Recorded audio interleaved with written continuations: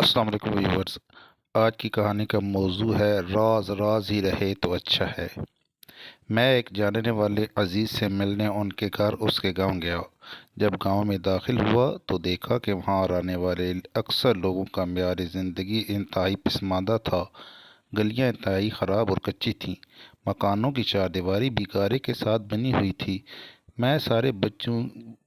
بہت سارے بچے جن کی حالت غربت کی وجہ سے انتہائی نازاز تھی وہ گلیوں میں کھیل رہے تھے۔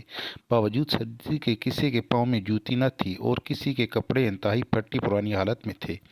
سب بچے اور گلی میں دوسرے لوگ اپنے کام چھوڑ کر مجھے دیکھنے لگے۔ مجھے عجیب سا لگا لیکن تھوڑی دیر میں بات سمجھ آ گئی۔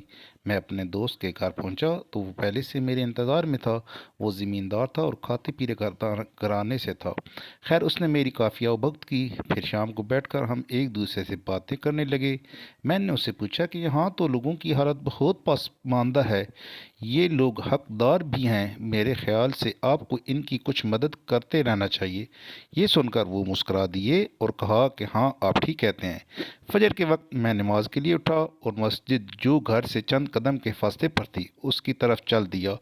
اندھیرا ابھی کافی تھا اس لیے کسی شخص کو قریب سے جا کر دیکھ کر ہی پہچانا جا سکتا تھا۔ میں گلی سے باہر نکلا تو دیکھا کہ ایک شخص چادر اوڑھے کسی گھر میں کچھ پھینک رہا ہے۔ میں بڑا حیران ہوا اور کچھ سمجھ نہیں آیا۔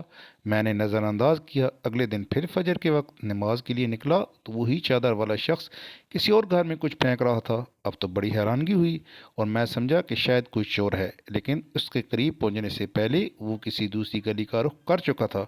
اب کی بار میں نے فیصلہ کیا کہ اس شخص کے بارے میں ضرور معلوم کروں گا کہ کون ہے۔ تیسرے دن ذرا جلدی اٹھا اور باہر گاؤں کی گلیوں میں نکلا لیکن وہ شخص نظر نہ آیا۔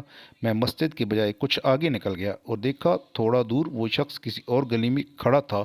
میں چھپ کر اسے دیکھنے لگا۔ اس نے پہلے ایک گھر میں کچھ پھینکا، پھر دوسرے گھر میں کچھ پھینکا، پھر میری طرف آنے لگا۔ میں ایک طرف ہو کر چھپ گیا کہ دیکھوں یہ کون ہے۔ جب قریب آیا تو میں نے اسے دبوچ لیا۔ وہ چھڑانے کی کوشش کر رہا تھا کہ اچانک چادر سے اس کا چہرہ میرے سامنے ہوا تو دیکھا کہ یہ تو میرا دوست ہے۔ بڑی حیرانگی کے عالم میں اس کو چھوڑا اور پوچھا کہ ماجرا کیا ہے۔ اس نے نہ بتایا تو میں نے ضد کی کہ اب کی بار تم جسے چور کے گھر نہ آؤں گا۔ اس نے یہ سنا تو رونے لگا اور کہا کہ گھر چل کے بتاتا ہوں۔ جب نماز کے بعد گھر آئے تو کہنے لگا یہ راز اگر راز ہی رہنے دیتے تو اچھا تھا، لیکن تم ضد کرتے ہو تو بولے دیتا ہوں۔ کہنے لگا ہمارے گاؤں میں اکثر لوگ غریب ہیں لیکن بہت خوددار ہیں، ضرورت کے باوجود کسی کے سامنے ہاتھ نہیں پھیلاتے۔ مجھے جو ہی کسی ضرورت مند کا پتہ چلتا ہے تو اپنی استطاعت کے مطابق فجر کے وقت اس کے گھر کچھ پیسے گرا دیتا ہوں۔ میں نے پوچھا یہ تو آپ اسے بلا کر بھی دے سکتے ہیں، یہ عجیب طریقہ اختیار کرنے کی کیا وجہ ہے؟ کہنے لگا کہ حضور صلی اللہ علیہ وآلہ وسلم کی حدیث مبارکہ ہے کہ قیامت کے دن اس شخص کو اللہ تعالیٰ کے عرش کا ٹھنڈا سایہ نصیب ہوگا جو کسی کی ضرورت کو ایسے پورا کرے کہ دوسرے ہاتھ کو خبر نہ ہو۔